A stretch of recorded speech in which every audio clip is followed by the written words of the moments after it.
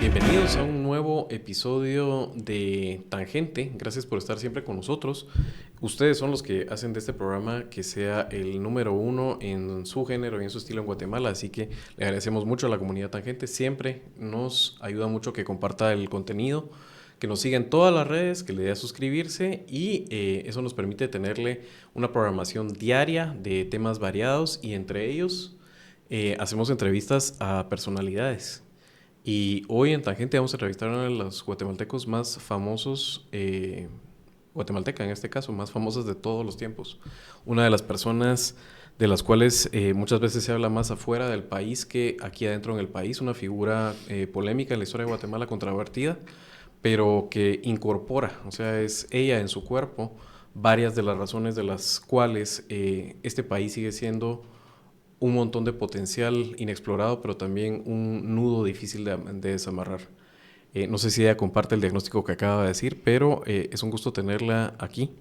Voy a presentarlo, sin la toma ya se mira, ya solo con verle su rostro, las personas saben de quién estoy hablando.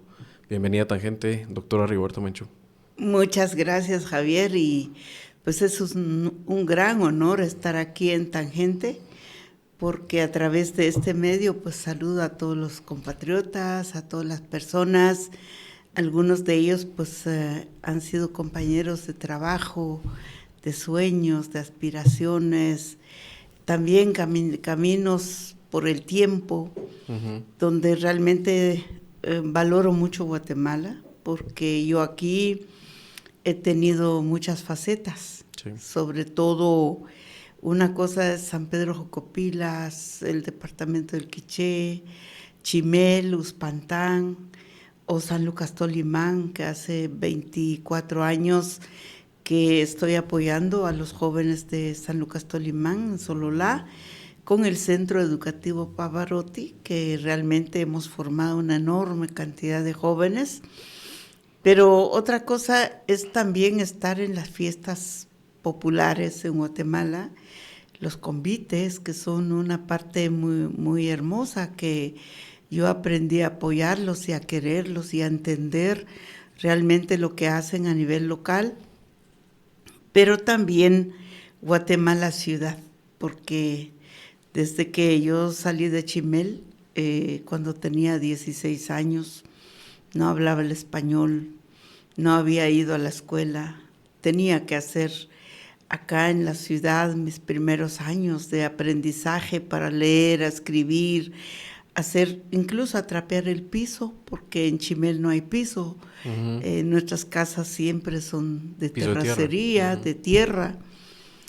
Entonces, venir acá, y desde aquellos años yo llamé la ciudad como la jungla de la ciudad, que es donde realmente para uno que viene de un bosque nuboso, con tantas nubes, con tantos seres vivos alrededor, y venir a la ciudad, pues es la jungla de la gente, porque aquí uno ya no sabe quién es quién y cómo es y cómo convivir, ¿verdad? Y yo pienso que Y el hombre es el lobo del hombre, como decían los romanos.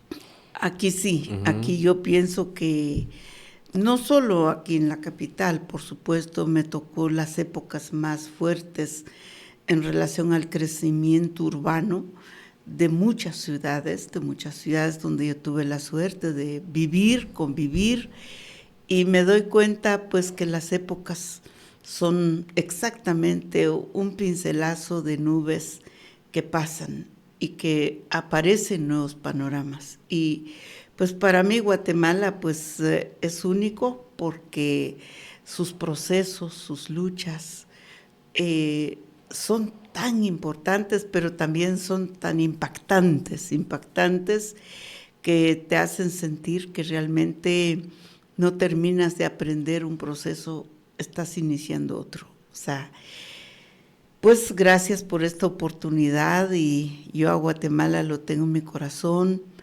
aunque también los pueblos indígenas.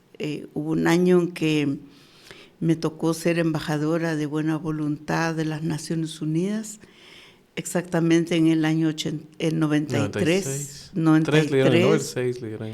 Sí, el año 93 me tocó ser embajadora del año y visitar 29 países donde están los pueblos indígenas, participar en sus ceremonias en sus sitios sagrados y entender su lógica de la vida, del tiempo, y aprender que realmente cada pueblo es una inmensa civilización con todos sus detalles.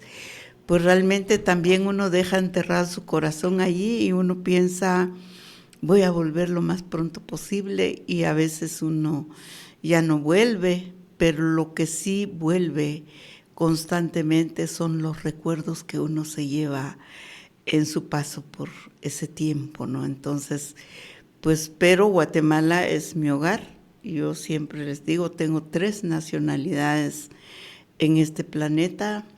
Yo soy maya quiché, y no solo maya quiché, sino vivo en el territorio de quiché, pero también soy guatemalteca, pero también actualmente soy también mexicana. Entonces tengo 3 nacionalidades tan hermosos, tan profundos, y gracias a ellos pues soy como soy y he aprendido lo que debo aprender para la vida. Qué manera de abrir. Yo precisamente lo que quería hacer hoy era un repaso, como le decía, de su trayectoria, de lo que significa usted. Que la versión de ponerle en palabras de qué significa usted es una de las versiones. Hay tantas versiones para diferentes personas lo que usted puede significar, pero creo que es importante sobre todo para las nuevas generaciones escuchar en voz de usted. Muchos habrán leído el libro que escribió Elizabeth Burgos a partir del relato que usted le hizo, una entrevista larguísima que ella transcribió y puso en sus palabras, tratando de respetar las suyas, pero también es necesario ya en estos medios pegar un repaso precisamente a que usted vuelva en esta etapa de su vida a contarnos. Entonces, quería permitirme. Primero vamos a mandar una pausa. Vamos a mandar una pausa y vamos a regresar en un momento. Solo escúchenos a nuestros anunciantes y volvemos ahora con la doctora Menchú. Vamos a empezar a repasar su trayectoria. Parismart de Himalaya. Ese es el hepatoprotector natural que le recomendamos aquí en Tangente para que cuando usted vaya a tomarse 1 o 2 copitas, siempre beba con moderación. Con el primer trago, tómese la cápsula de Parismart. No solo está protegiendo su hígado, sino la recuperación va a ser mucho más fácil al día siguiente. Así que háganos caso con este consejo. Recuérdese siempre, puede usted adquirir Parismart en Super 24 o las principales tiendas de supermercado. Usted nos hablaba de las primeras cosas, era de esa aldea con piso de tierra, de esa aldea de la que sale a los 16 años, pero que marca definitivamente su vida, lo que sucedió en esa aldea. Su familia fue prácticamente una de las familias estadísticamente, diría yo, más golpeadas. Es imposible pensar en una familia más golpeada por la guerra en ese momento. Usted nace, si no estoy mal, en el 59. Sí, 59. así es. Y, o sea, en los 60 era cuando la guerra estalla, y a partir de eso, durante esos años es que usted pierde sucesivamente a su mamá, hermanos. Si nos pudiera contar un poco esos primeros años y cómo me interesa llegar al punto en el cual usted toma una decisión incluso dentro de su familia que es diferente. Parte de la familia decidió que el camino era las armas y usted decidió que el camino era la paz y visibilizar lo que estaba sucediendo. Entonces quería empezar que usted nos contara esos primeros años cuando nosotros hablamos de esa aldea de piso de tierra, de la que usted se fue a los 16 años. Bueno, realmente cada vez que yo hablo de mi infancia y hablo de Chimel y el bosque nuboso, las diversas estaciones del tiempo, realmente es una mezcla de nostalgia, pero también de mucha valoración, también de mucha naturaleza y de muchas enseñanzas, porque definitivamente nací en una familia maya. Mi abuelo Nicolás Tom Castro vivió más de 112 años. Son las familias que yo recuerdo los pies de mi abuela que eran grandísimos por tanto caminar. Y porque los pies no dejan de crecer a los 112 años, se imagina, ¿no? Sí, es increíble. Sí. Y nunca, no tenía zapatos, pues, o sea. Pero nosotros nacimos allá. Soy la sexta de la familia, de 12 miembros de la familia. Y realmente es un bosque sin luz eléctrica, sin agua potable, sin carreteras. Si queríamos ir a un punto, teníamos que abrir camino. O sea, son las veredas, son los caminos, pero también un lugar donde realmente es tan prodigioso de naturaleza que siguen habiendo ahí las huellas de los ríos, los nacimientos de ríos y los tiempos que son tan castigadores a veces. Pero después de eso, bajar a las ciudades, para mí la gran ciudad era Uspantán, nada que ver con ahora, porque Uspantán ahora es una zona muy desarrollada, más bien industrializada, ¿verdad? Ya tiene muchas cosas distintas. Pero en esos años, pues caminar era nuestra vida. También nací en una aldea donde no vivimos juntos, sino realmente había espacios bastante largos entre una casa y otro. Pues allí nací y mi madre era comadrona. Veía nacer los niños y las niñas a cualquier hora. Y eso que es aprendimos. una posición bien respetada, ¿verdad? O sea, una posición súper respetada en la comunidad. Totalmente, porque primero la comadrona en nuestros pueblos tiene la misión no solo de médica, sino también de consejera, también de guía, también de acompañamiento de las parejas y también la armonía que espera el bebé que llega, ¿no? O sea, entonces es una atención fuerte donde se usa el sagrado temazcal, donde se usan los baños de plantas. Mi madre tenía muchos conocimientos que yo lo llegué a valorar incluso mucho después de su desaparición. Ella está desaparecida, es una de las ausentes de América Latina, porque todos los desaparecidos de América Latina los hemos declarado con vida hasta que no veamos sus restos mortales. O sea, ellos están vivos. Pero bueno, yo crecí allá. Mi padre era un líder campesino, trabajó muchísimo desde el año 52. Mi padre venía a la capital a ingresar los papeles para gestionar la gran montaña de Chimel.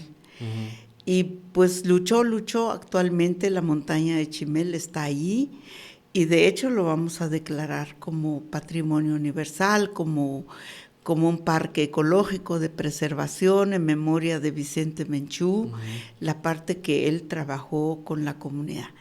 Pero bueno, nosotros no tuvimos escuela formal, solamente la escuela de la vida, solamente aprender lo que allá se hace, se come, se trabaja, se cosecha, porque somos exactamente parte de lo que sería la soberanía alimentaria, porque sembramos una vez al año y ya se calcula más o menos cuánto tiempo duraría nuestra cosecha, ¿verdad? Es así. Pero mi padre siempre me inculcó ser parte de las reuniones comunitarias. Es así como desde los 8 años, 9 años, yo acompañé a mi padre en todas sus gestiones, en todas sus reuniones comunitarias, las maneras en que ellos estaban organizados, las diversas autoridades y esquemas de la autoridad comunitaria. Es tan grande que eso es lo primero que yo aprendí. Luego mi padre, pues, me acercó mucho con la Iglesia Católica, las monjas, especialmente la Sagrada Familia, que fue el convento con quien mi padre tenía mucha relación. Así que me mandaba al convento en Uspantán cada sábado. Cuando ya era más grandecita, pues venía al pueblo a aprender a limpiar la iglesia, aprender a poner flores, aprender a cantar, a jugar basquetbol. En Uspantán pues había un campo de basquetbol en el convento. y aprender a cocinar. Yo creo que fue las primeras cosas. ¿Y qué se cocinaba? Pues hasta un arroz. O sea, nosotros no comíamos mucho arroz, allá no hay. Simplemente pues había que aprender a usar aceite, nosotros no usamos aceite, pues esas cosas diversas y a coser. Yo creo que la costura es lo que actualmente llevo conmigo, porque donde quiera que estoy en un lugar del mundo, pues siempre está mi máquina de coser, o sea, reparando telas, reparando blusas, reparando.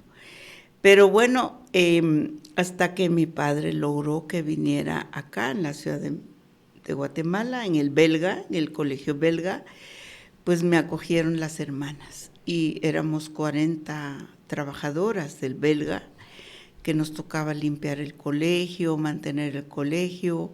Siempre me gustó mucho la creatividad que me enseñaron las hermanas, la disciplina, el orden. Yo creo que es algo que me llevé conmigo donde quiera que estuve en este mundo, pues gracias a esa educación. Y el producto que sale del belga, que dice mucho de las hermanas, de la hermandad que maneja el colegio, hay que decir que son especiales y que entienden y están comprometidos con la realidad guatemalteca de una forma distinta, ¿no? Totalmente, totalmente. Yo estuve con las hermanas cuando estaban lanzando Operación Uspantán, así se llamaba el programa de la iglesia que llevaba señoritas de la ciudad, de posición clase media o posición alta, pero las llevaban. Ese 75 más o menos me está hablando. Estoy hablando como en el 76 sí, más pues, o menos, sí, por el año 76. Y después ya vine aquí en la capital, pues ya me enseñaron mucho en el belga y ahí aprendí a leer y a escribir en el programa de alfabetización que tenían las hermanas. Todos los jueves y todos los viernes recibíamos clases de alfabetización con maestros profesionales. Entonces yo, a partir de eso, empecé a ser autodidacta, porque realmente tuve que sacar mis grados así en educación de adultos. Creo que en un año saqué primero a cuarto grado. Sí, pues. El segundo año ya saqué sexto y quinto y sexto. Y ya entré al básico. Ya cuando murieron mis padres, yo estaba entrando en segundo básico. Ya estamos hablando en el 81. Que me interesa en esos años, porque creo que es una historia que hay que contar para que se sepa cómo le pega y por qué usted termina siendo Rigoberta Menchú. Usted pierde a muchos, más de la mitad de miembros de su familia en esos años. ¿Cómo llega el horror a Chimel? Le veo una lágrima ahí bajando el... No, la verdad es que yo ya había salido de... O sea, yo oía la guerra. Sí. Yo creo que tenía 2 años cuando empezó el conflicto armado en Guatemala. Sí. Uno nunca piensa que la guerra llega a tu casa. Simplemente uno piensa que la guerra pasó y está pasando, que hay muchos huérfanos, que hay muchas víctimas, pero uno no se imagina que llegaría a tu casa. Sí. Entonces, fue en el año 79 cuando yo recibí la noticia que mi mamá estaba enferma. Y entonces yo pedí permiso a las hermanas. Bueno, ya en el 79 ya estaba entrando en un colegio formal, porque salté mis grados y todo lo demás, y gané una beca. Gané una beca para Chiantla. Yo fui estudiante de Chiantla, salí del belga, me mandaron a Chiantla, y la beca, por lo que me contaron, realmente fue financiado por una familia belga. Una familia belga que llegaron a Guatemala, me dieron la beca. Entonces, pues yo solo sé que me escogieron las monjas, ¿no? Y en ese sentido me fui a Chiantla. Yo ya estaba en Chiantla cuando recibí la noticia que mi mamá estaba enferma. Cuando mi madre estaba enferma, llegué a Chimel, sí, estaba muy grave mi mamá, tenía mucha fiebre, Y entonces yo me quedé haciendo la comida para mis hermanitos, para mis padres, pues yo siempre hice la comida y todo para ellos desde chiquito hasta que salí. Bueno. El resto los mayores eran hombres, ¿eh? No, tenía una hermana mayor. Tenía una hermana mayor. Mujer. Pero sí, mis hermanos, 2 hermanos míos eran varones. Pues que ya son grandes, pero los chiquititos eran también varones y mujeres, ¿no? Pues en eso estaba en una tarde, recuerdo muy bien, que dijeron corrían la gente a avisar que entró una patrulla guerrillera en la comunidad. Y entonces, que era una sorpresa muy grande, la gente se juntó, no estaba mi papá, teníamos que esperar que llegaran, y justo a las 3 de la tarde baja mi papá, que venía del Caracol, y entonces ya vio que ellos estaban en la capilla, la gente estaba junta, y entonces todo el mundo nos juntamos, llegamos ahí para ver qué pasaba, y dieron un mitin político. Después de ese mitin... ¿Qué era el EGP? Sí, era el EGP, Ejército Guerrero de los Pobres. Después del mitin político, se fueron ya anoche, como 7, 8 de la noche. Y toda la gente sí sabía que iba a trascender la noticia y que allí iba a iniciar realmente a ser un escenario de conflicto. Sí, porque ahí es donde se sienten las comunidades como carne de cañón en medio. Sí, el miedo, ya cuidar los caminos, la gente se organizó para ver si de repente venían patrullas militares y todo lo más. Y sí, la guerrilla dijo que se iban a quedar en la loma arriba por cualquier cosa, que se iban a quedar ahí. Y entonces todo el susto de que se iban a quedar ellos allá y si venía el ejército podían encontrarse allá. Y eso fue como el primer momento en que yo tuve conciencia de que llegó ahí la situación. Poco tiempo después, se imagina, esto era como marzo del 79, ya como... En septiembre fue que fue secuestrado ya mi hermano Patrocinio. Él venía al pueblo, lo capturaron en el pueblo, lo secuestraron. Iba a ver una novia que tenía por ahí en Uspantán y lo secuestraron. Y empezó el rumor de que mi hermano había sido sometido a una fosa común, que estaba detenido en el destacamento militar, y que estaba siendo torturado, y que lo llevaron a Chajul, y que allá lo habían exhibido en el pueblo, y que allí, entonces mi madre empezó a buscar a mi hermano. Realmente mi madre fue a los campamentos de los militares, fue a buscar, fue a pedir, se expuso demasiado, o sea, mi madre se expuso. Pero ya nos dijeron que habían quemado a mi hermano en Chajul.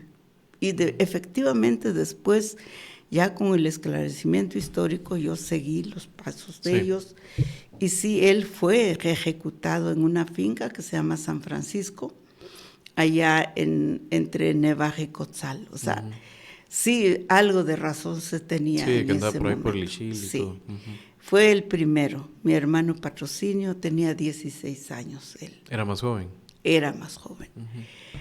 Pero después de eso ya vino la persecución a mis padres. Y ¿Primero su madre?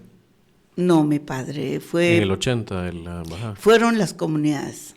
Fueron las comunidades porque habían sido desaparecidos líderes en Caracol, en San Pedro La Esperanza, en El Paltillo, en todas las comunidades alrededor habían secuestrados, hasta Macaljao, que está más cerca del pueblo, los compadres, los compañeros, los amigos de mi papá.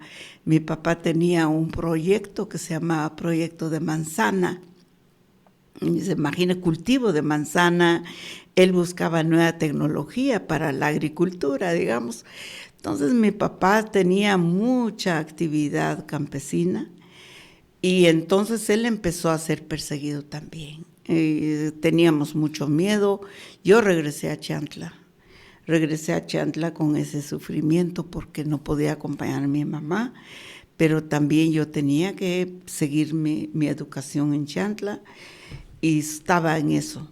Después de la muerte de mi hermano Patrocinio, o sea, después de que mi hermano no se encontró y estaba desaparecido, ya mi papá se organizó con la gente y fue que empezaron a llegar a la ciudad de Guatemala a pedir apoyo.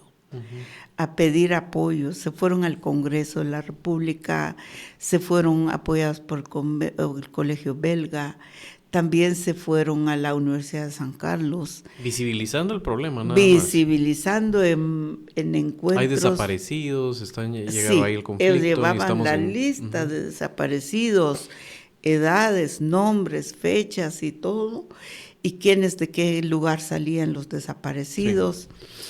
Y también tenían la lista de personas que se encontró sus cadáveres torturados, asesinados, o algunos de ellos solo se encontraban sus cabezas, o algunos solo sus restos, pero sin cabeza. O sea, eso eran las características de ese momento. Pues ya mi papá se vino a la capital y yo en ese diciembre me junté con mi papá en Chiché. Y entonces ya me dijo, no te puedes ir a Uspantán, me dijo, porque yo no quiero que te pase nada.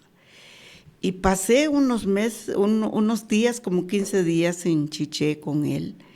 Y hablamos y me dijo, vamos a la capital, vamos a hacer una manifestación en enero. Y yo dije, papá, yo quiero ir con ustedes. Y me dijo, no, mija, dijo, no, tú no te puedes ir con nosotros, porque quien va a estar conmigo es tu mamá, porque ella sí va a venir conmigo. Entonces yo me quedé con la creencia de que mi mamá venía en la delegación. Y eso fue la delegación que vino para que fueron quemados vivos el 31 de enero del año 80 en la Embajada de España. Cuando fue quemado la embajada, primero porque yo estaba al tanto de la noticia, don Marco Antonio Figueroa, como recuerdo de ese periodista extraordinario, que le mando un saludo muy especial, él transmitía en Radio Nuevo Mundo mucho de lo que pasaba. Entonces yo seguía más o menos la secuencia de ellos en la capital. Pero de repente desde la mañana las hermanas religiosas me pusieron tareas y no querían que escuchara radio, no querían que escuchara la noticia. Y yo sospeché que algo pasaba, o sea, pero hasta en la noche fue que las hermanas dijeron, me dieron la información que había sido quemada la embajada a las 11 de la mañana. Y lo que se repetía eran las imágenes en la televisión.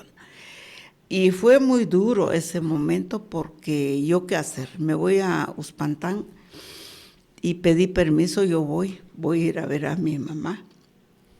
Y mis hermanos, mis hermanitas, tenía 2 hermanitas de 12 y de 14 años, y solo mi mamá. Y mis hermanos, pues ya había salido mi hermano Nicolás con sus hijos y mi hermano Víctor ya había huido de allí también. Entonces yo estaba sin qué hacer y me fui. Pedí permiso y me fui a Uspantán. Lo peor para mí es que sí, mi mamá había llegado a la casa, estaba todavía, y me dijo, mija, ¿por qué te viniste? Te tienes que regresar. ¿Yo cómo voy a regresar? Entonces, pues, no hay modo, que me pusieron un primo y caminé de Uspantán hasta Cunén.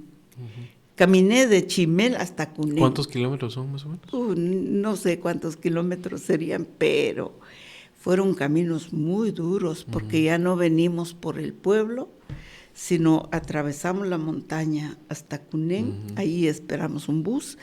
Y ya me fui a Chantla, fue la última vez que llegué a Chimel.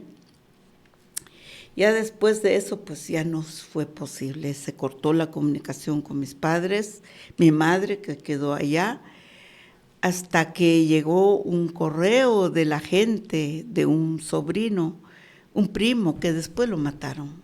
O sea, Efraín Uz lo mataron después. Pero él vino hasta Chantla para decir que mi madre había sido secuestrada. Y yo hubiera querido encontrar a una hermana que tenía en el pueblo para ver qué había pasado. Las hermanas religiosas me dijeron que mi madre estaba pidiendo posada en la casa y todo, donde siempre llegamos al pueblo de Uspantán, y que la habían sacado la judicial y que se lo había llevado al destacamento Xejul, y todo el mundo siguió sus restos de sus huellas hasta Xejul, ¿no? Pero yo ya no pude regresar y las hermanas religiosas me trasladaron en la capital. Estuve acá en la casa de unas monjas que realmente, para ser sincera, no sé dónde quedaría la casa, ni quién eran ellas, solo recuerdo que se vestían de hábito oscuro. Y entonces ya las hermanas de la Sagrada Familia me cortaron el pelo, me pusieron vestida de ladina. Proteger su identidad. Sí, entonces ya me cambiaron y de ahí pues esperaron que salieran mis papeles. Afortunadamente mi acta de nacimiento estaba ya en Chantla por mis estudios, entonces lograron un pasaporte y así salí de Guatemala. La primera vez que salí me fui a México. Dormí una noche en un convento que no sé dónde sería ni dónde, hasta llegué a Cuernavaca y allá me acogió el obispo Méndez Arceo. Y desde ahí empezó mi peregrinación fuera, llevaba una úlcera muy fuerte y yo creo que la muerte el secuestro de mi mamá había ocurrido como un mes anterior cuando yo salí del país. Así que fue esa parte dura, porque no sabía qué pasó con mis hermanas, no sabía qué pasó con la casa, los animalitos, nada. Totalmente. Estamos hablando de una mujer de 21 años en ese momento, más o menos, ¿verdad? Tenía 21 años, sí, porque... Lo digo porque usted escoge un camino diferente al del resto de sobrevivientes de la familia. Sí. El resto de la familia decide la lucha armada sí, y usted decide en ese momento y le quiere explorar eso, o sea, a esa edad, siendo muy joven. Fue la vida también que la llevó a estar afuera y ver que el camino era visibilizar lo que estaba pasando a través de contar la historia a la comunidad internacional, o qué es lo que la compromete por la vía pacífica versus la decisión que toman tantos otros que fueron afectados por la guerra, y en este caso además hermanos suyos, por ejemplo, que decidieron la lucha armada, ¿no? Para serle realmente sincera, y yo quiero ser sincera conmigo mismo, yo no escogí. O sea, si hubiera podido escoger, yo no podría decirle que escojo. Sí.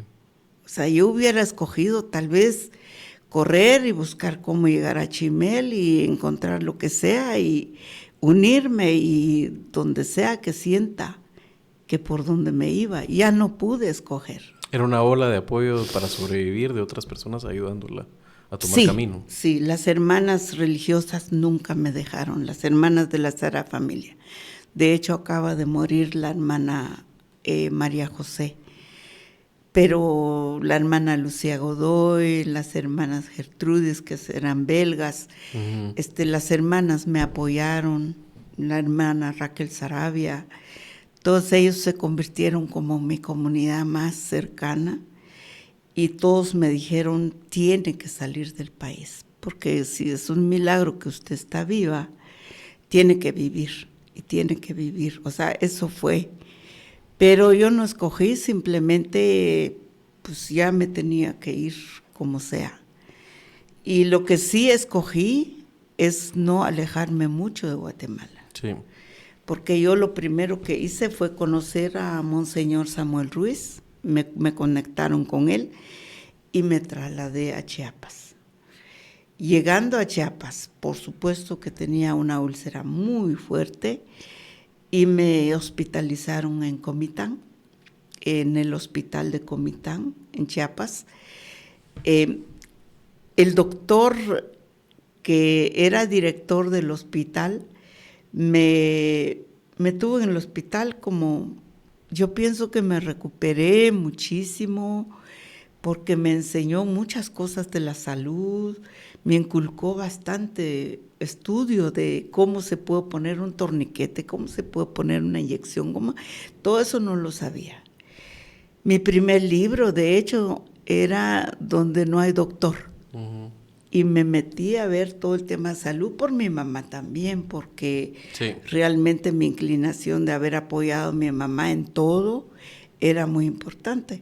¿Usted cree que hubiera seguido ese camino, de ser también comadrona?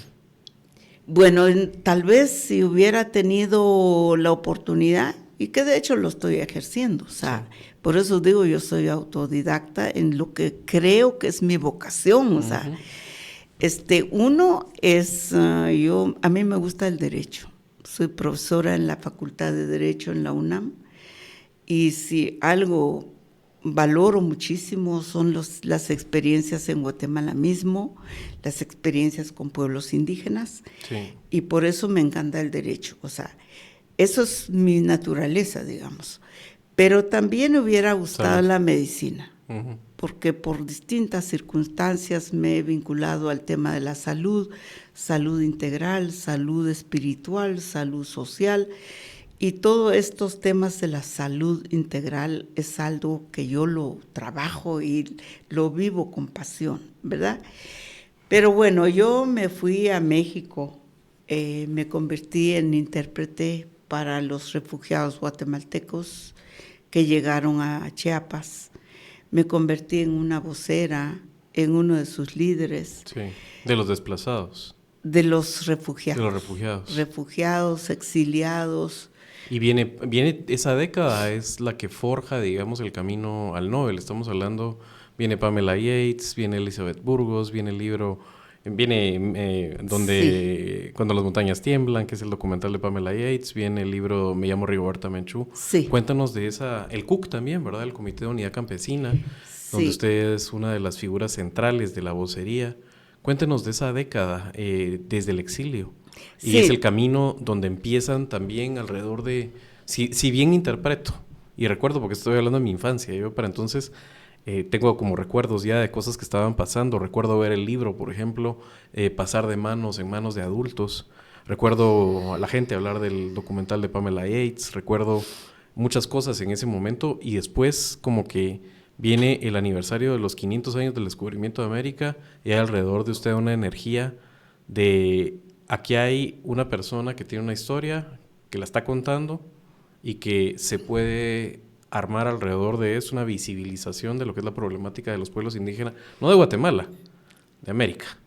Y también está el tema de los desaparecidos, de los diferentes regímenes militares en América Latina. Cuéntanos un poco, resumidamente, esa década, porque cuando yo pienso en un Nobel a los 30 y... ¿Cuántos años tenía usted? 33 años, sí. La de Cristo. A los 33 años es un Nobel... que sí está premiando una trayectoria, pero está también en clave de promesa. Es un Nobel, estamos a una persona que promete, marcándole el camino a fuego el resto de su vida. No puede decir a los 33 años que estamos premiando a una persona que tiene una trayectoria coronada. Para otras personas un Nobel es una coronación. Sí. Cuéntanos esa década, por favor. Bueno, son los 10 años realmente previo al Premio Nobel de la Paz, que vi muchos procesos al mismo tiempo. Primero tuve la suerte de vincularme con más de 60 exiliados guatemaltecos, muy preparados. Primero don Luis Cardoso y Aragón, de esos grandes personajes guatemaltecos, Salay de Fopa, conocí a la intelectualidad guatemalteca, la intelectualidad guatemalteca. En el exilio en México. Pero también me tocó estar un grupo muy fuerte de intelectuales guatemaltecos, como nuestro querido Canche Castillo Montalvo, varios guatemaltecos, pero también refugiados. Pero lo primero también que a mí me inspiró, muchas personas me dicen, ¿por qué usted siempre está metido en los temas de desaparecidos porque la gente piensa que yo estoy con mucho dolor y por eso lo hago. Realmente porque tengo una causa profunda. O sea, yo hubiera querido volver a ver a mi madre que entrara en la puerta y que viniera con salud, o sea. Entonces me tocó la suerte de conocer la comunidad de derechos humanos en América Latina, entre de ellos las abuelas de Plaza de Mayo, las madres que buscaban sus hijos, las comadres del Salvador. Chile. Posteriormente se crea el GAMA aquí, la CONAVIGUA, la Coordinadora de Viudas de Guatemala, y las comisiones permanentes que fueron los líderes de los refugiados guatemaltecos en Quintana Roo, Campeche y Chiapas. Teníamos alrededor de 200,000 refugiados de Guatemala en México. Me tocó vincularme con toda esta comunidad que luchaba por su dignidad, por su voz, por todo. Pero lo fuerte de mi tiempo es que no habían dirigentes indígenas que estuvieran. Primero el tema de la cosmovisión. La cosmovisión no es una teoría, es una filosofía de vida, es una matemática del tiempo, es un equilibrio emocional, es un equilibrio natural. Y eso que yo aprendí de pequeña, pues realmente se volvió un legado muy grande y un compromiso. Entonces yo el año 82 fue la primera vez que llegué a la ONU en Ginebra. Me tocó estar en el primer grupo de trabajo sobre poblaciones indígenas de la ONU. ¿Por qué llegué allí? Llegué allí gracias a los hermanos del Movimiento Indígena Americano, el Consejo Internacional de Tratados Indios, gracias a Amnistía Internacional, a los organismos de derechos humanos. Trascendió muchísimo el libro Me llamo Rigoberta Menchú y así me nació la conciencia. Yo pienso que si hubiera sabido que ese libro iba a revolucionar la posición del testimonio en la academia, se volvió un género.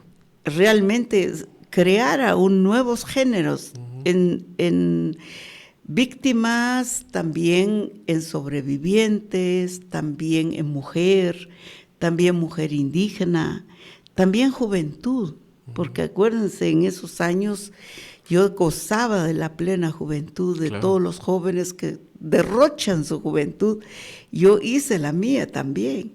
Entonces, fue muy importante para mí el acompañamiento de una enorme cantidad de gente, de liderazgos que me dieron su tarima, que me ofrecieron tomar la palabra.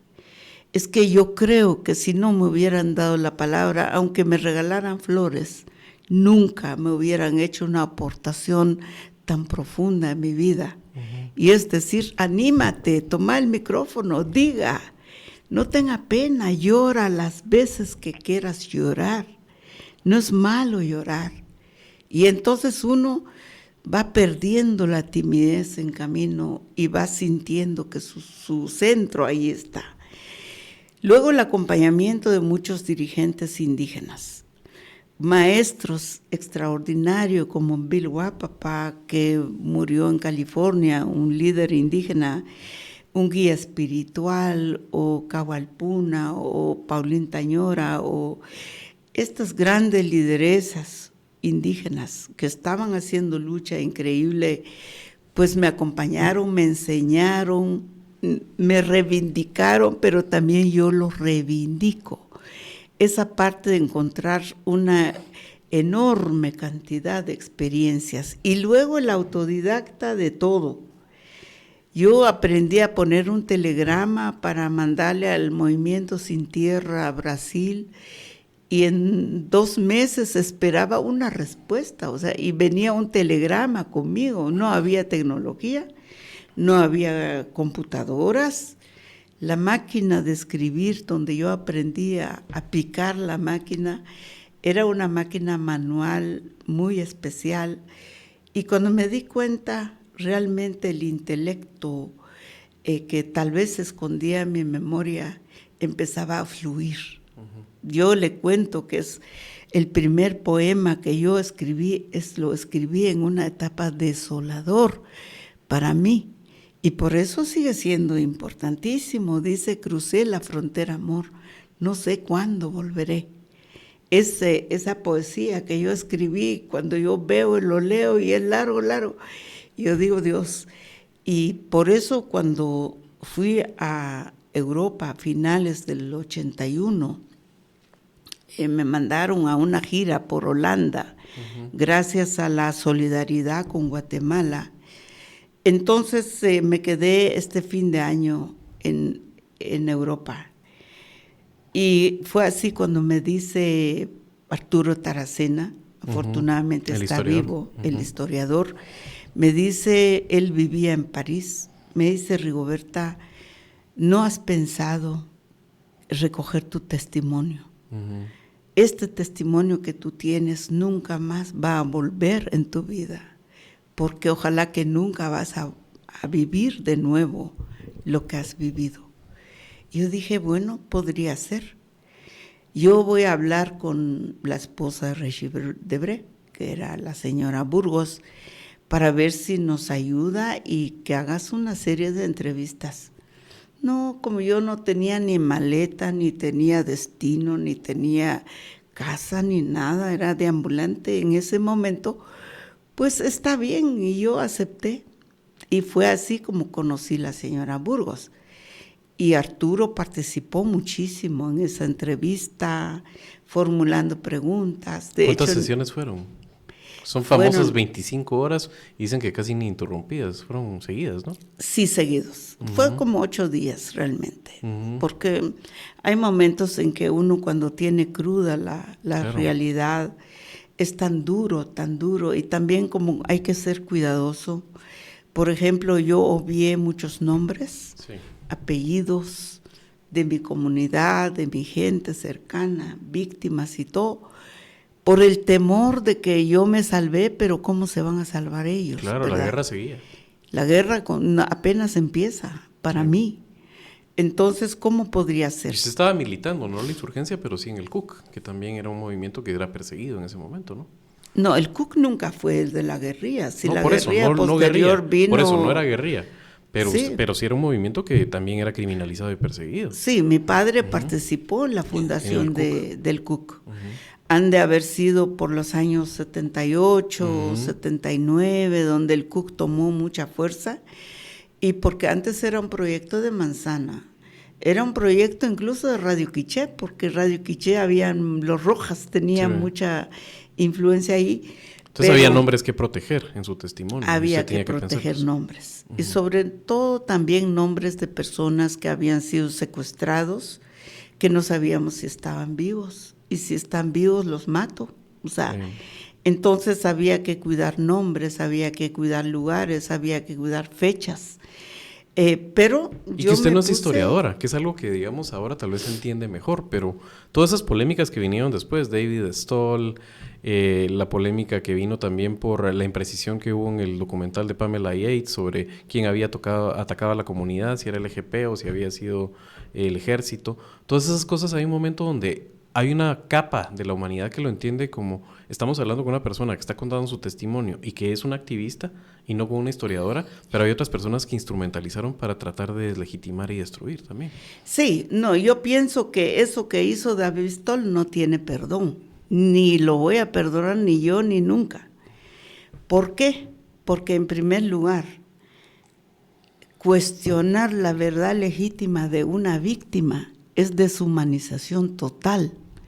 Yo no lo haría con una víctima de Gaza o una víctima de cualquier área del conflicto armado en algún lugar del mundo. O sea, cómo un norteamericano crea superior y que sabe, porque dicen que no es antropólogo, pero que finge serlo, y tener que decir esto es mentira y esto es verdad. O sea, a mí me parece que supera la abusivez de cualquier persona que quiera ser profesional.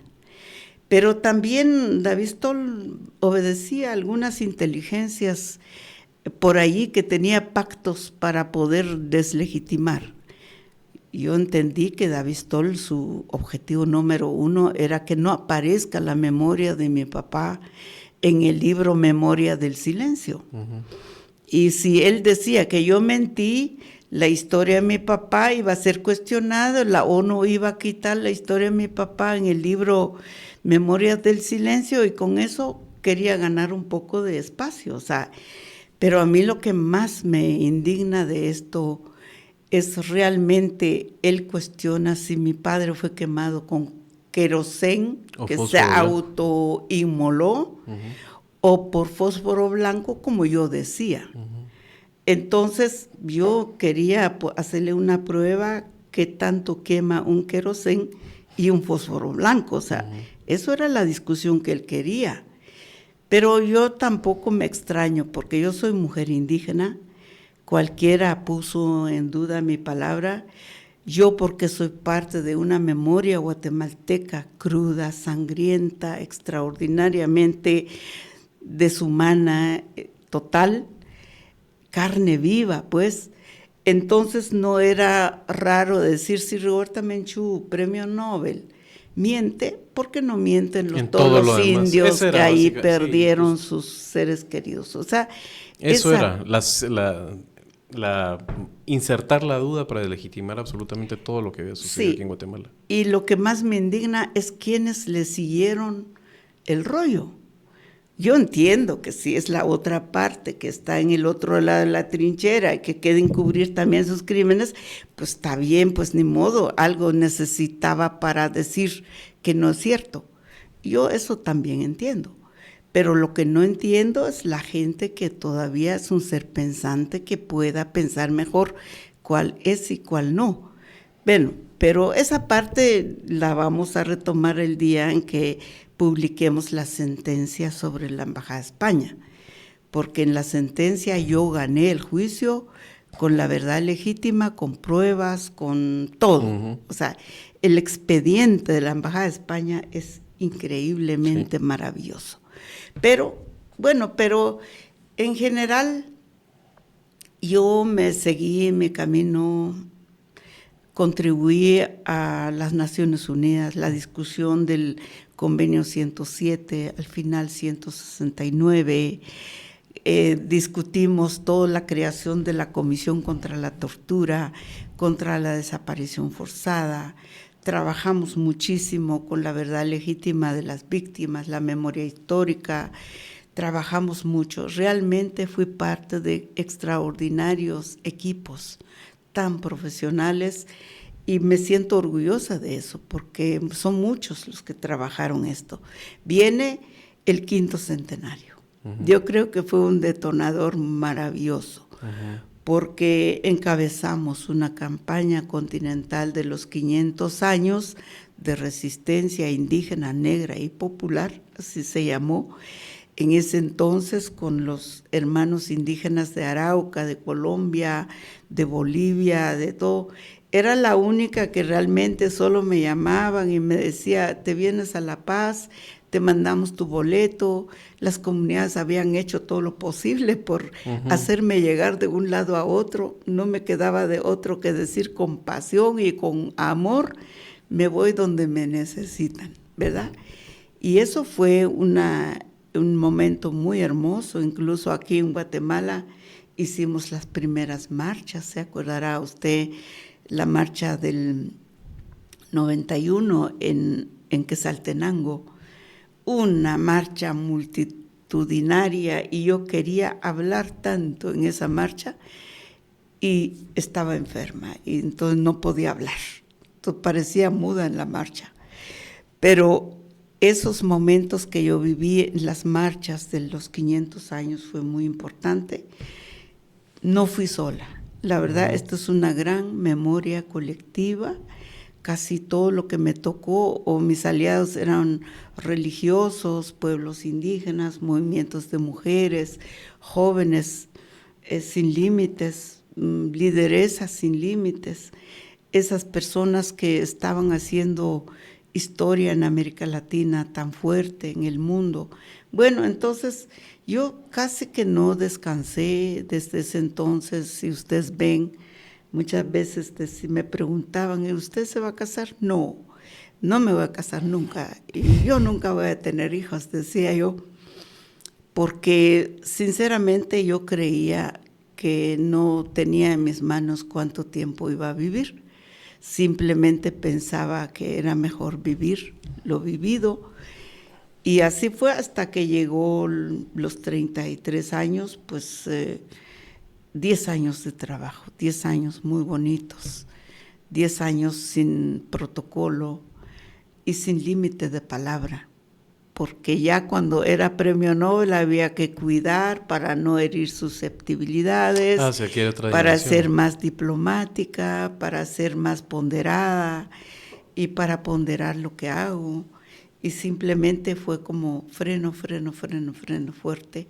Y aprendí a una vida institucional de mucha disciplina y de mucha información, de mucha investigación, pero en aquellos años el testimonio quizá fue la herencia más grande, el sentido de la palabra. Le quiero preguntar, parecía como en esos momentos que el mundo estaba todo de acuerdo acerca de lo que había sucedido en Guatemala, de la causa, de honrar a los pueblos indígenas con ocasión de los 500 años de resistencia desde la conquista de América, pero que la campaña en contra estaba aquí en Guatemala. ¿Usted estaba preparada en ese momento para...?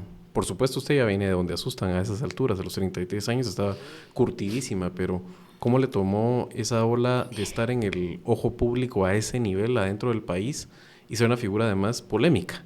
Porque aquí había tanto gente mucho apoyando a la causa como detractores y con un nivel de virulencia y racismo poco visto. Poco visto. O sea, usted era una persona en la que sufría un nivel de odio de personas que no la conocían simplemente por lo que usted representaba.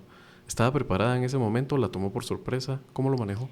Yo creo que es un proceso también espiritual, es un proceso de equilibrio emocional, es una parte del aprendizaje que tú vas aprendiendo. Y aprendí en algún momento a separar Rigoberta Menchú público y Rigoberta Menchú persona integral. Nunca quise poner mi integralidad a hacer dos juegos y dos palabras, no. Pero también yo creo que ayudó mucho el hecho de que yo sabía lo que hacía y yo sabía lo que perdía. Y si tú no tienes nada que perder, no tienes temor de nada. Simplemente yo en Guatemala no tenía nada que perder. ¿Qué pierdo? Y yo sabía que me iban a desterrar para siempre. No es que solo que te vas al exilio un rato y regresas. No, yo sabía que el destierro era uno de los apuestos de quienes creían que mi voz era muy potente. Y entonces, si ellos creían que la única solución es el silencio, pues tendría que ser adivino para ver que eso era lo que iban a hacer conmigo.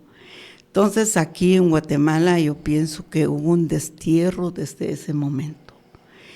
Después, sucesivamente, y no quiero comparar aquí el país que más amo, porque esto es el país de mi tierra, ¿verdad?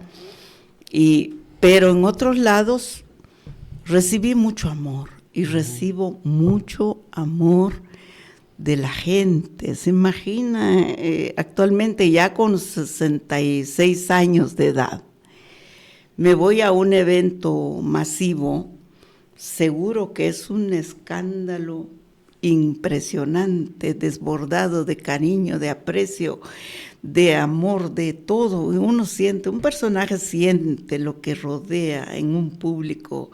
La energía. Increíblemente acogedor. Y en otro lado, pues uno siente también las miradas, la duda, el silencio. De hecho, para mí Guatemala es un país autorreprimido.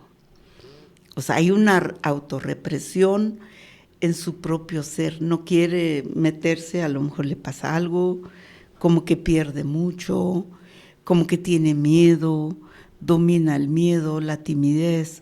O sea, hay características. Como que estamos aferrados a las cenizas, ese miedo que usted dice que no sentía. Lo Tal sentimos vez aferrados. se volvió cultura, tal vez. O sea, esta es la cultura del guatemalteco.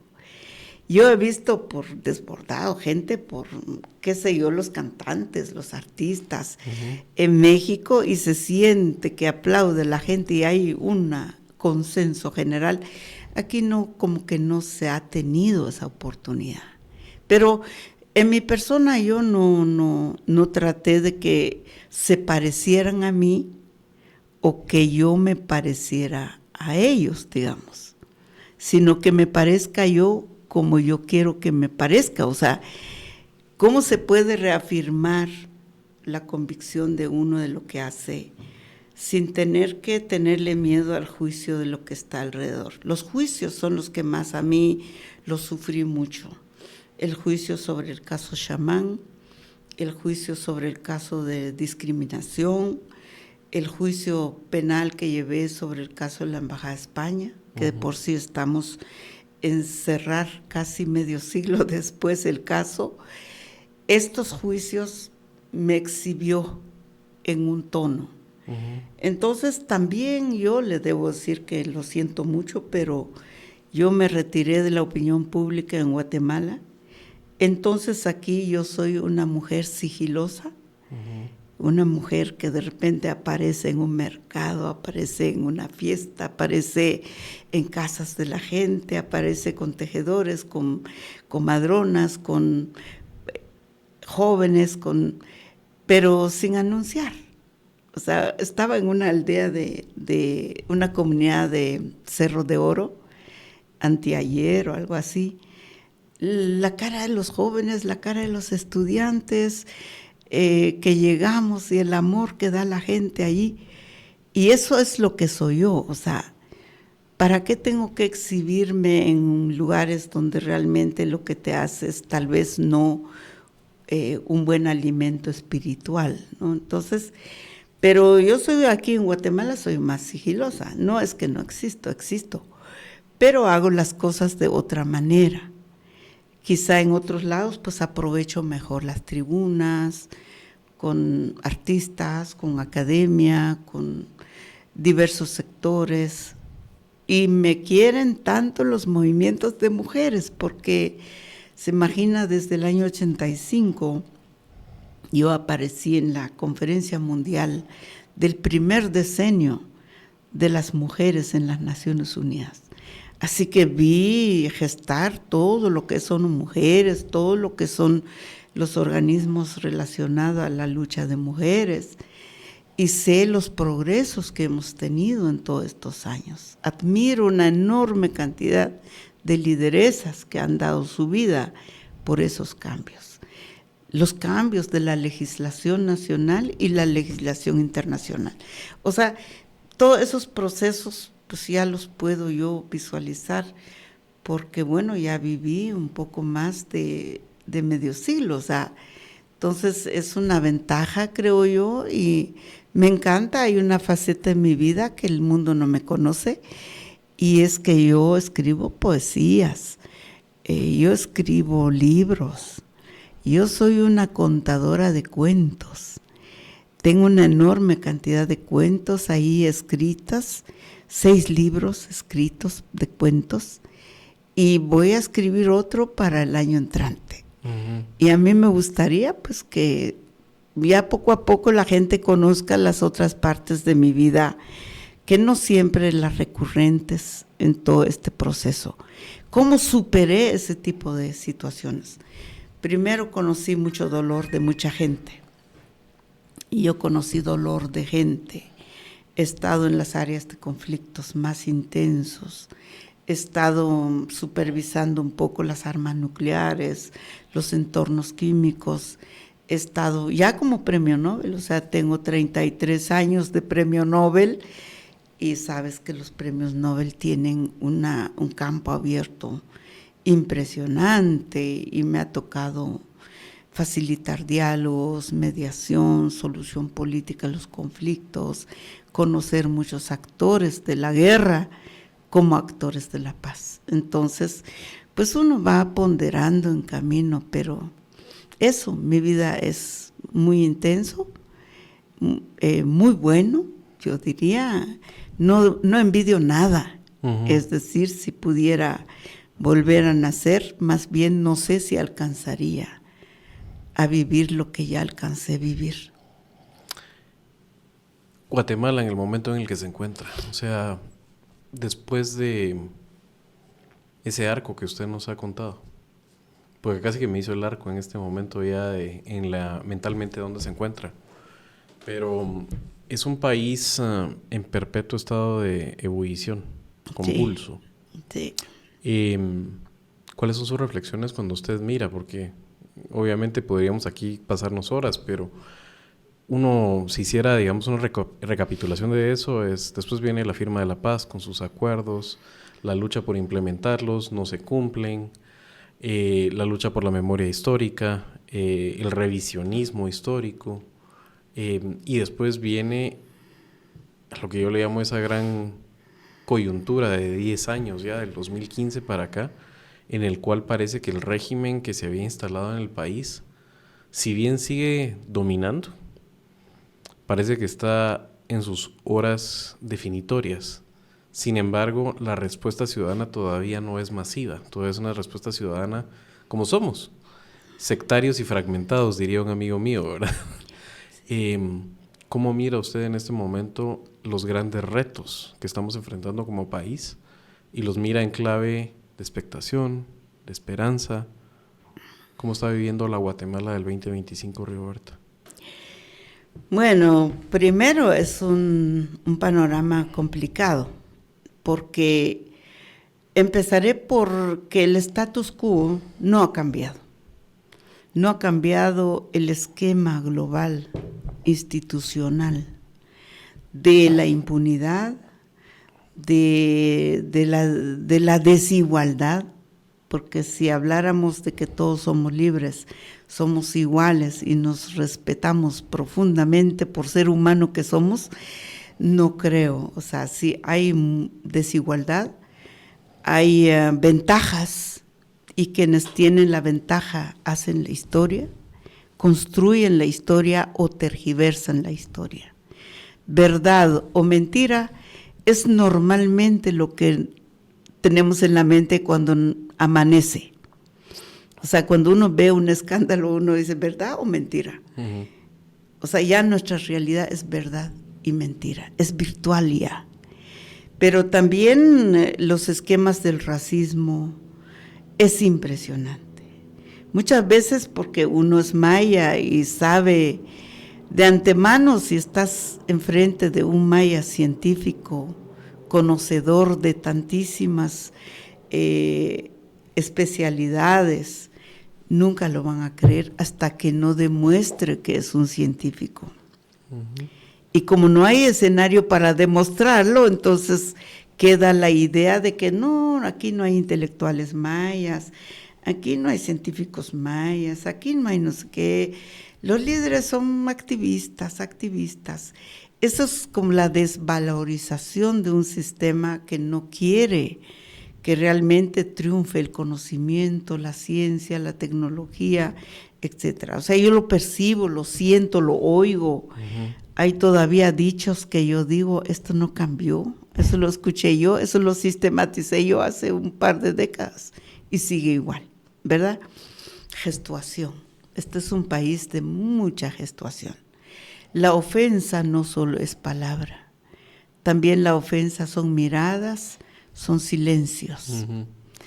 No hay alianzas de respeto. Yo podría juntarme con todos los protagonistas de la sociedad y no me pasa nada si les doy un abrazo y si les doy la mano y si de repente cruzo unas palabras bonitas, no me pasa nada, pero esas condiciones para hacerlo no hay. Entonces sí es un país bastante con esquemas establecidas, digamos, pero también no hay educación. Porque todo esto sí es política pública, se vuelve cultura, pero no se espera que primero tu cultura se vuelve educación, porque la cultura que tenemos no es muy amigable, digamos. Entonces es un país que se ha frenado de muchas cosas, se ha roto muchos esquemas, eso sí. Yo que veo la Guatemala en aquellos años de miedo, de temor, y veo el conflicto armado, su efecto es tan fuerte, es como un cuento de ficción, pero más que ficción. O sea, veo mi propia realidad. O sea, mis hermanas sí optaron por ir a la montaña, pero ¿optaron de verdad? ¿O solamente les quedó sobrevivir? Una niña de 12 años, una niña de 14 años que se tuvo que unir a la guerrilla. 10 años después encontré mis hermanas. Uh-huh. Y si no se hubieran ido a la guerrilla cuando mis padres murieron, ellos eran menores, no sé qué hubiera pasado con ellos, tal vez nunca más los hubiera vuelto a encontrar. Entonces, eso que no todos los que estuvo allí es porque fue una opción doctrinaria. No es doctrina, es simplemente como pudo, salió. Entonces, hay muchas realidades que no se ha hablado también. Y bueno, la negación. Yo creo que este es un país de negación. Si está bien, niega que está bien. Si está mal, niega que está mal. Entonces, esa negación, ese silencio, nos afecta a todos. O sea, aquí no hay uno más que otros. Es la historia colectiva, es la memoria colectiva. Por eso yo invito mucho a los jóvenes. Yo tengo mucha fe en los jóvenes, porque ellos tienen una ventana abierta al mundo entero. Ya no depende de lo que se haga acá, sino depende de lo que se hace en el mundo y de lo que quieres realmente aprender del mundo entero. Entonces, pues hay que seguir inculcando la participación, crear liderazgos. Aquí, desafortunadamente, pues la cultura de impunidad está claro. Corrupción está claro. Mafias corporativas están claras. No digo corporativo porque es la empresa privada, no, es que se han asociado, han creado nuevas figuras y han creado nuevas fronteras. ¿Y no siente que también hay oportunidades en medio de eso, que se entiende mejor y que personas de alguna forma están más dispuestas a encontrarse o no? Yo digo que sí. No, hombre, ninguna sociedad está permanentemente estática. Hemos visto que los humanos somos evolutivos, la sociedad es evolutiva, tiene sus partes grandiosas, que es realmente la preservación de la identidad, preservación de los idiomas, el respeto mutuo, la reciprocidad. Hay guatemaltecos generosos y generosas para poder apoyar a alguien, ya eso es algo que les da sentido a su vida. O sea, hay de todo bien. Pero usted piensa también, me imagino yo en clave mundo, ¿verdad? O sea, yo pienso en esa mujer joven recibiendo el Nobel y mira, o sea, en su momento, no sé, a Malala Yousafzai, mira a Greta Thunberg, mira a esas personas que piensan también en clave mundo, como le tocó a usted en su momento pensar en clave mundo a esa edad. Mira eso con esperanza. Ah, sí, yo pienso que sin esperanza no nadie sale adelante. Yo creo que lo que más cultivamos cotidianamente es la esperanza, no solo de triunfar. ¿Quién no quiere triunfar? Yo no he encontrado uno que diga, no quiero. Simplemente si tiene la oportunidad, que aproveche la oportunidad, que ponga de su parte y la otra parte que ponga su parte. Entonces, esto es una lucha de vida, no solo que le tienen que dar a uno. Entonces, es como inculcar un poco más de valores, de autoestima, de gratitud, de humildad, porque hay muchos que sabemos mucho, pero somos tan creídos que ya lo que sabemos ya no vale, ¿verdad? Entonces, y las instituciones. Yo creo que si no es política pública, no va a dar resultados. Debe ser política pública. Y para eso, no solo que esté en ley, sino que esté en acciones programadas, porque lo programático hace posible medir resultados. Sí. Y yo pienso que Guatemala es un país próspero. Política pública solo se puede hacer tomando el poder político, ¿no? O sea, no hay otra forma. Sí, Que se parece una obviedad, pero las personas a veces quieren que eso suceda y realmente hay que involucrarse para el proceso, hay que organizarse totalmente, y involucrarse con un pensamiento positivo. Y participar, algunos, los que se sientan y pensamiento apoyarlos. positivo, propositivo, participación plena, fehaciente, porque si uno no participa plenamente, entonces te están utilizando, que eso es lo primero que sale. Sí, pero te doy tu espacio, pero solo un día, ¿no? Entonces la participación plena es muy importante y eso crea liderazgo. El liderazgo es lo que hace relevo generacional. Uh-huh. Entonces, si no tenemos liderazgos preparados para dar un saltito más, o peor, que regresen, porque la historia así es. O sea, sí. Somos coyunturalistas también, pero también hay otros poderes que no son de aquí. Yo he aprendido que hay poderes universales mucho más peligrosos, letales del mundo que nos puede afectar. ¿En qué está pensando? Si contara lo que pienso. Hay transnacionales que tienen los gobiernos en sus manos, que cuando los quieren tener ahí los tienen, y si no los quieren los sacan. Y para sacarlo hace complicidad territorial. Eso abundan.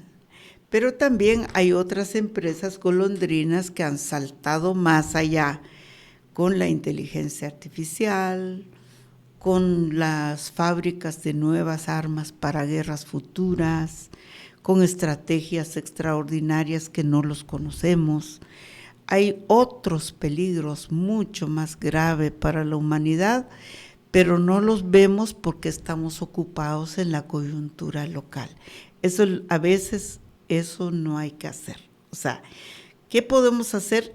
Comunicación. Yo pienso que si sabemos comunicar mejor, investigación. Si investigamos mejor, podemos tener criterios propios. Y esos criterios propios es lo que da dinámica a las acciones propositivas. Pero entonces yo solo animo a que hagamos lo mejor que podamos. Eso ya es una buena meta de vida, que podamos hacer lo mejor que sabemos hacer. Podemos seguir aquí mucho tiempo, pero sí, ya abusé de la hora y pico que le había. Muchas gracias. Pensé que era mucho, 40 minutos. Yo le dije, siempre nos dicen al inicio, y los programas se van como agua, pero le quiero agradecer muchísimo por haber pasado aquí, en los estudios de Tangente, y engalanarlos. Disculpas por las lágrimas que le hice rodar, pero contando sus historias, pero creo que era necesario. Es un gran servicio que lo escuchen en nuevos formatos algunas personas por esa distancia misma que usted reconoce a veces que ha decidido tener últimamente con Guatemala, que no quiere decir que no sea público, no sea que ha dejado de trabajar, sino simplemente que no es tan visible. Así que hacerlo hoy visible en estas cámaras y en estos micrófonos, se lo agradezco mucho. No, gracias a usted, yo le doy mucha importancia, porque la comunicación también, la misión de los medios es ¿no? Es darle tribuna a las personas, y yo valoro muchísimo, felicito a todos los que han pasado en Tangente, porque también nos ha educado en cuanto a que hay un conjunto de mensajes que hemos aprendido a través de este medio, y así que le deseo mucho éxito a Tangente para que siga prosperando en la memoria de los guatemaltecos y más allá de Guatemala, porque hoy lo que se hace aquí trasciende. Muchas gracias. Muchas gracias. Bueno, esta fue la entrevista que tuvimos el honor de hacer aquí en Tangente a Rigoberta Menchú. A ustedes muchísimas gracias. Ustedes hacen posible esta comunidad, que nosotros nos mantengamos en el lugar en el que nos han tenido aquí, y seguiremos el tiempo que ustedes quieran. Así que recuérdense, manténganse en la sintonía de Tangente. Muchas gracias y hasta la próxima.